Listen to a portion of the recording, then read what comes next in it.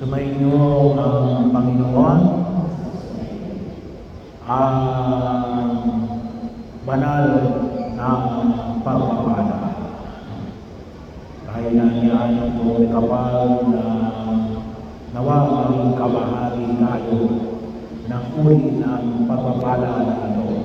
Sabi na natin, ang iba ang pinagpala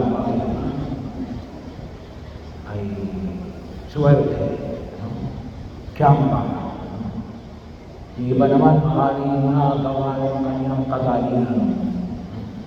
Itong pagpapala na ito ay isang pagpapala na makita natin na maliwanag na kumikilos ang Diyos sa buhay natin. Hindi lamang po yung pagkamarami ng tinapay at ng isda. Mula sa 5 tinapay at 2 isda na nagbigay ng pagkain para sa 5,000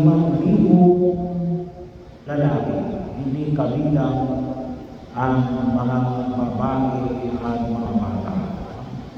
Nakapagpakain ba kayo ng 5,000? Bahagi yun, siguro nakapagpapakain tayo ng 100. So bahagi yun, pero 5,000 ay umukulang. Pero hindi lang ko yun. Yung pinaka-striking mo sa Ebanghelyo namin ni Alin ay makita natin na Alin kapapalitan ng kay Jesus na Alin namatay, pinapatay ni Herodes ang kanyang pinsan na si San Juan Bautista at ang nagbinyag sa kanya.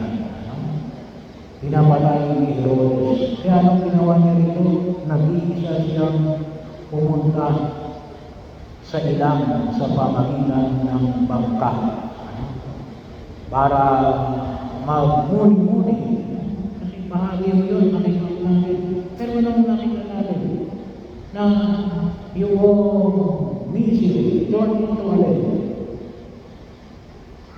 nang bigay ito ng parati. Sa kalimitan ito, kapag tayo nagulong, kapag tayo sa mga, anong gagawin natin? Magkukulong tayo sa mga, magkakapon tayo, bahagi yun, bigo tayo, ayaw natin may mga kausap. Pero dito, nakita natin na yung kalungkutan ng sa sinabi, naging dahilan para magdulot ng habang. Bahagi yun ang kung saan makita natin sa pagkilos. At dito tayo na kailangan ng mga bahagi yun ang tutukusin napakahirap. Madaling tumulo kapag tayo ay masaya, kapag tayo ay maalawan. Pero minsan makita natin na mahirap tumulong, makita yung kalagayan ng ibang tao kapag tayo ay sugatan, masama ang loob. Pero yun ang ano na ipinapamanin sa atin ng puro may kapal. Nanawa, makita natin at inanganyahan tayo ng puro may kapal. Makikita yung hamon ng puro may kapal natin. Yung pagiging maaway, pagiging merciful, is not only a trait, hindi lamang isang skill, ngunit alin, bahagi ito ng aming karakter bilang mga anak ng Diyos. Na tayo na tumulong, hindi para maganda naman, hindi na tumulong sugatan ako. Ang banyayan ng may kapatay, mas lalo tayo dapat na makatulong. Bakit? Ramdam natin yung sukat na dinaranas ng ating mga mahal sa buhay. At yung mga tao sa paligid natin. At ito yung nakita natin, kaya bahagi at yung hamon na pinapamanig sa atin, ay yung tinatawag na hamon natin. Makita natin na hayaan natin kapag may mga tao lumalapit sa atin sa gitna ng ating kahinaan at kakulangan, ay idalangin natin sa harapan ng puro may kapal, Panginoon, bigyan mo ako ng puso, katulad ng iyong puso, para sa tao ito. Naway makita ko, na magkaroon ako ng puso na katulad ng puso sa mga taong dumalapit sa akin, katulad ng paglapit niya paglapit ng mga tao kay Jesus. At sa papanong mga paraan, maganda ho yung tinatawag natin paghahati-hati ng tinapay para sa ibang libo. Yung pamamaraan nito, malaki yung may ito, ang tawag na natin din Eucharistic miracle. Ang himala ng Eucharistia. Hindi lamang ako tuloy nagdiriwang tayo ng misa, ngunit yung maging bahagi ko na makita natin, ano yung nakita natin, kinuha ni Jesus, tinapay, limang tinapay at 2 isda. Kaya po, do not underestimate yung ating 5 isda at 2 tinapay. Anong mayroon tayo? Ano hindi ako katulog? Walang-wala din ako. Anong mayroon ka? Ano ang sabi mo sa unang pagbasa sa aklat ni Propeta Isaias na narinig natin kanina? Saan mo ginagamit ang pera mo? Baka yan ay ginagamit mo na sa walang kabuluhan. Bahagi yun. Mapahalaga natin kung anong mayroon ka. Hindi naman titignan ng Diyos kung sabi ka natin, yung baka tinignan ka na natin nagpakain ng 5,000. Hindi. Ang tinignan mo na ng Diyos, anong mayroon ka? 5 tinapay at 2 isda. Ano yan? Maaring yan ay talento.